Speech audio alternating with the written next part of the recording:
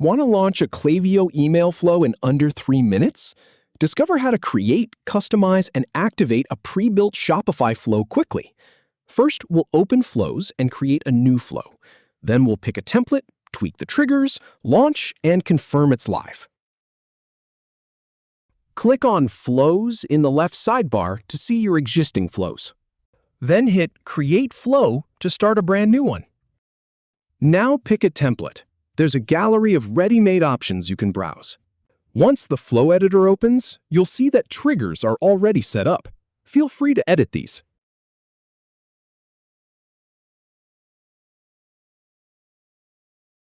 When you're done, click Launch.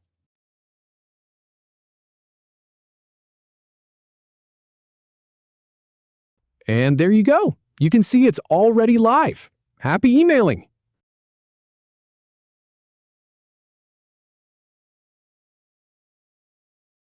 If you have any feedback, or if any info is inaccurate, please leave a comment below. We'll do our best to answer or redo the video if needed. Thanks for watching.